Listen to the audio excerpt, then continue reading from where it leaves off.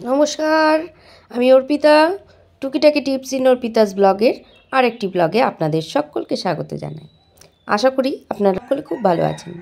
আজকে ভাইয়ের বিয়ের রিসেপশন চলে এসেছি, যেখানে রিসেপশন পার্টি রেখেছে সেখানে। এটা একটা হলের মতো ছিল, সেখানে ওদের খাওয়া দাওয়ার সব বুফের অ্যারেঞ্জমেন্ট করা হয়েছে। তো ওই দেখুন চলে এসছে আমার বাবা, আমার হাজব্যান্ড আর আমার জিজু দাঁড়িয়ে, এইদিকে আমার দিদি, আমার মা আর একজন কাকিমুনি দাঁড়িয়ে। ঠিক আছে, মোটামুটি এখনও সবাই বা সকলে এসে, আর এই দেখুন দুই ভাইয়ে লেগে পড়েছে এক জায়গায়। ঠিক আছে, তো চলছে। আজকে অনেক দিন পর দেখা হয়েছে সবার সাথে, আর এদিকেও তাই অবস্থা যে সবারই অনেক দিন পর দেখা হচ্ছে সবার সঙ্গে, সবাই একটু মেল মিলাপটা বাড়িয়ে নিচ্ছে। এটা আসছে আমার পিসির মেয়ে। ঠিক আছে, এর নাম হচ্ছে সুমিতা কর্মকার।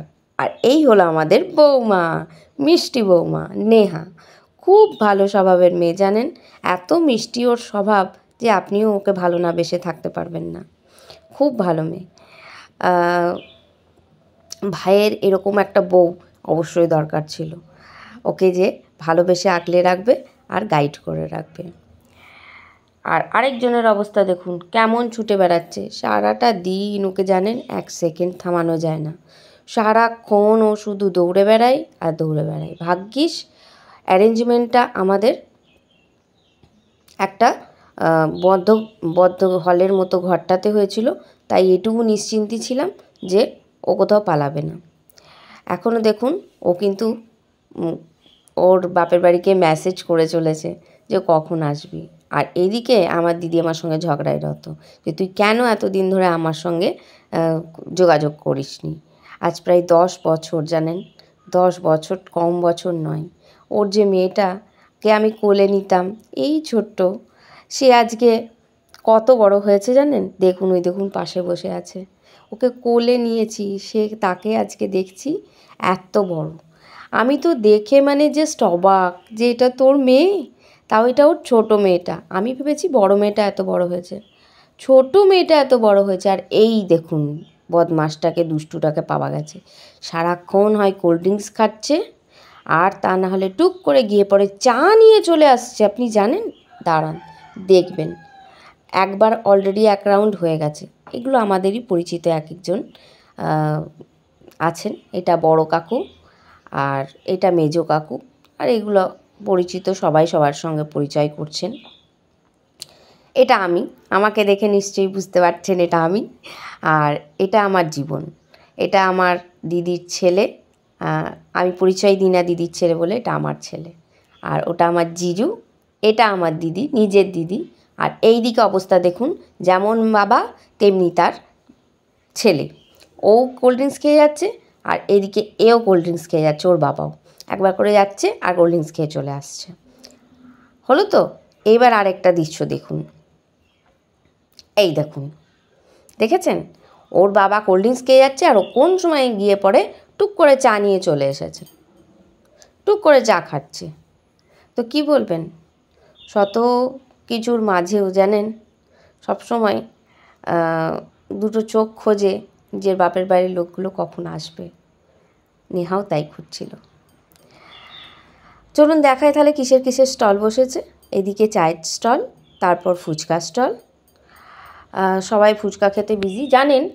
ফুচকা খাওয়া ভাবলাম গিয়ে পরে, দিয়ে ফুচকার পরিবর্তে বাকি সব কিছু খাওয়া হলো, ফুচকাটাই আর খাওয়া হলো না। আর এদিকে দই বড়ার স্টল বসেছে। আর তারপরে বসেছে আমাদের, ওদেরকে আবার বললাম জানেন একটু খোলো খোলো, এটা হচ্ছে সেই কুরকুরি টাইপের কিছু ক্রিস্পি বেবি কর্ন। আর তারপরে আছে পনির টিক্কা। ঠিক আছে, এগুলো অ্যাজ এ স্টার্টার সবাই খাচ্ছিল ঘুরে ফিরে, তো আমরাও নিতে চলে আসবো একটু পরে। দেখিয়ে নিই, এটা হচ্ছে রেশমি কাবাব। উফ, রেশমি কাবাবটা যা ফাটাফাটি হয়েছিল, উই জাস্ট কান্ট বিলিভ। আর এইটা স্টল বসিয়েছিল কোল্ড ড্রিঙ্কসের। সব থেকে বেশি সবাই কোল্ড ড্রিঙ্কস খেয়েছে। 2 মিনিট দেখুন কত বড় সড়ো লম্বা যে ওর মেয়েটা হয়েছে, মানে ক্লাস 8-এ পড়ে। আমরা জাস্ট সেটা তো মানে বুঝতেই পারছিলাম না। তারপরে ও যে ওই ছোটো মেয়েটা গীত, ওর নাম গীত, তো এত পুচকি ছিল তখন, বিশ্বাস করবেন না, মানে ওর বয়স হয়তো 3 বছর ছিল এরকম। আজকে আমি ওকে যখন দেখছি এত লম্বা চওড়া, মানে ওর মাকে পেরিয়ে গেছে ও। তো আমি মানে জাস্ট বিলিভই করতে পারছিলাম না যে ও এত লম্বা চওড়া হয়ে গেছে। সবারই ফাঁকে আমরাও ভাবলাম যে আমিও একটুখানি ভিডিওটা করেই নিই আমার পুচকুর সঙ্গে। এই দেখুন পুচকু এসে হাজির, সারাক্ষণ জানেন দৌড়ে বেড়াচ্ছে। একটু বললাম ভিডিও করব আয়, তাই কাছে এসে একটুখানি দাঁড়ালো। খুব দুষ্টু, খুব দুষ্টু। নেহার বাপের বাড়ির লোকজন চলে এসেছে। এই যে এইদিকে দেখছেন হলুদ শাড়ি পরে যিনি, উনি হচ্ছে মায়ের মাসি। আর তার এইদিকে যিনি দাঁড়িয়ে আছেন লাল পাট শাড়ির মতো শাড়িটা পরে, ওটা হলো নেহার মা। ভীষণ ভালো ওনারাও জানেন। আর এইটা আমার দাব্রো, এটা আমার ভাই।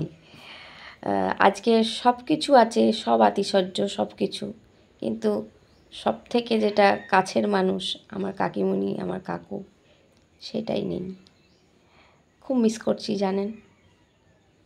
কখনো ভাবিনি এইটা বড় কাকু, এটা আমার দাদা, জ্যাঠতো দাদা। আমরা একটা বিল্ডিংয়েই থাকি, মানে শেয়ারিং করে, ঠিক আছে। জ্যাঠতো দাদা আর বাবা, মানে আমার বাপের বাড়ি একসঙ্গেই ওই জায়গাটায় ভাগ করে ওখানে থাকে সবাই, ঠিক আছে। তো সব কিছুর মাঝেও যেন ওই একটা কমতি রয়েই গেছে। আশা করুন যেন সবাই ভালো থাকে। একটা দিনে আমার কাকু আর কাকিমুনিটাই নেই, বাকি সব কিছু আছে জানেন। চোখ দুটো যেন সবসময় মনে হচ্ছিল কাকিমুনিকেই খুঁজে বেড়াচ্ছে আমার। যাই হোক, নবদম্পতিকে আপনারা আশীর্বাদ করুন যেন ওরা ভালো থাকে, সুস্থ থাকে, নিজেদের জীবনটাকে যেন ওরা ভালো করে গুছিয়ে নিতে পারে। চলুন পরিচয় করায়। এটা রিঙ্কুদি, আমার বর্ধমানে যে পিসি থাকেন তার মেয়ে। এটা হলো আমার সেই বর্ধমানের পিসি। সদ্য আমার পিসেমশাইকে আমরা হারিয়েছি। খুব ভালো মানুষ ছিলেন, সোনার উপর ব্যবসায়ী। আপনারা বর্ধমানে যারা থাকেন চিনবেন, অনন্তলাল দাস অ্যান্ড সন্স ওদের দোকানের নাম, সোনার ব্যবসায়ী। এটা আমার বড় কাকিমণি। আর ওইদিকে যে দাঁড়িয়ে আছেন হোয়াইট শার্ট পরে, সেটা হলো ওই সুমিতা কর্মকার, মানে আমার দিদির হাজব্যান্ড।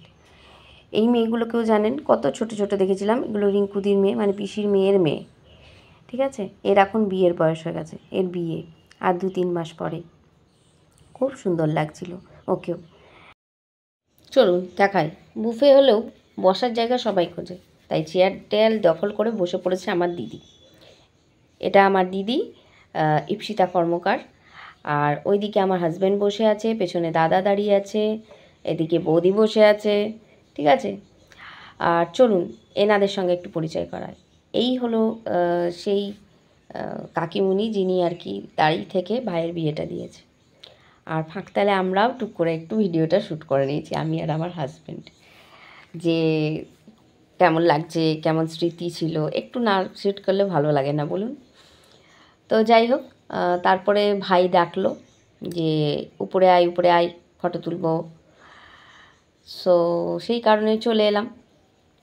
এদিকে আমার হাজব্যান্ড আর আমি চলে এলাম।